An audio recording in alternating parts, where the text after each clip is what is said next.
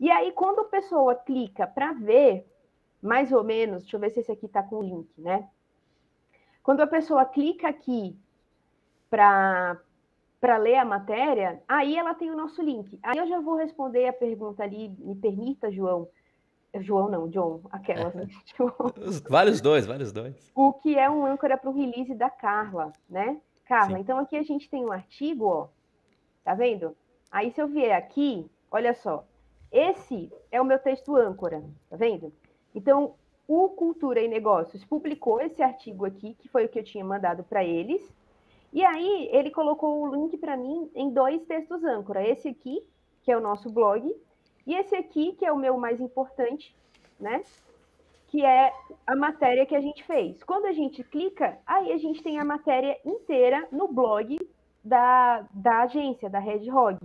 Então, aqui eu conto o passo a passo de como foi que eu estruturei esse conteúdo, tá? Então, temos todos aqueles gráficos, esses materiais aqui, ó, os jornalistas adoram, para poder colocar imagem Sim.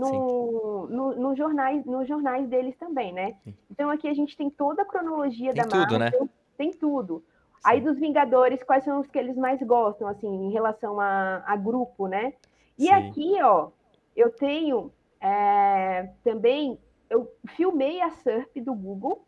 Aí é uma coisa um pouco mais técnica, mas também serve para vocês entenderem como que isso foi mais profundo, né? Eu filmei a SERP do Google para cada super-herói, para entender o que o Google ofertava para mim. Bacana. Porque o que o Google oferta para mim é o que o usuário quer consumir, né? Então, o que tem vídeo? O único que foi mais ou menos estranho foi o do Hulk, porque aí saiu muito jogadora. O Google, ele Mistura, tá né? o Google ele tá meio sem saber se Hulk é o super-herói Sim. ou Hulk é o jogador. Mas enfim. Quer ver, Então a cara? gente Você tá consegue ali. voltar só naquele post do Homem-Aranha? Volta uma Esse aqui? janelinha ali, ó. Esse Só aqui? pra. É. Isso, só pra Carlinha não ficar com dúvida, Carlinha. Ali, ó, você tá vendo que a Carla perguntou o que é o âncora em um release, né? E na É esse verdade, aqui, ó. acho que o principal, Carla, é o seguinte: é sempre pensar o seguinte. Não é só em um release, é o que é o âncora de uma maneira geral na web, né? Boa, Então, boa. sempre lembra o seguinte: qualquer página que você tiver, você tem links. E aí, o âncora, basicamente, de uma maneira bem simplista para quem não entende, é a palavra que está representando esse link. Então, nesse caso ali, ó, o âncora é herói preferido da Marvel no país. Que muitas vezes poderia ser o clássico, a pessoa coloca lá, o clique aqui. Né, Carol? Tipo, antigamente o Exatamente. pessoal, o clique aqui eu coloco o link só, né? Tipo, colado mesmo ali, né? E E o o que, clique aqui. Vai, e aí o fala. que acontece, né? Tipo, até para a Carlinha entender a importância disso. Você teve uma evolução muito grande da parte de busca, né? Principalmente do Google, para entender algumas manipulações que os usuários fazem, mas de uma maneira geral, essas palavras acabam orientando os mecanismos de pesquisa que nem o Google para entender o que se trata do outro lado. Porque esse é como se fosse o boca a boca de sites, ou seja, um site está falando que o outro é outra coisa, ou seja, ele está falando assim, olha, esse URL aqui que estou te mandando é o herói preferido da Marvel no país. Então ele acaba direcionando isso, entendendo um pouco do que se trata ali. E mais pra frente vai falar um pouco de manipulação, de otimização aí Isso. de âncora, mas pelo menos acho que já entendeu o que é o âncora, né? Ou seja, o âncora não é o link, é uma parte do link que é o que está visível, né? Inclusive Boa. depois vale a pena, Carol, não sei se você já viu esses estudos, assim, esses cases, mas tem o Google Bombing, o Google Washing, que o pessoal fala. Então, assim, às vezes o cara encana, e mais antigamente, hoje já está um pouco mais tranquilo, mas encana ali com uma personalidade. Eu lembro que eles encanaram uma época com o Bush, né? Na época que o Bush era presidente. E aí colocaram alguma coisa lá como idiota. Então, assim, em vários blogs eles começaram a colocar links em inglês, lógico, né? Mas com a palavra idiota direcionando para a página do George W. Bush, né? E aí, quando você digitava idiota no Google, aparecia ele, entendeu? Ou era falha, Assim. se não me engano, acho que era falha o nome da palavra para ele. Então é muito Ai, ai. interessante porque você também tem essa manipulação. E aí você consegue perceber o quanto que isso realmente importa, né? Importa muito. E só um adendo a isso que você falou, que foi super válido, né? Super rico.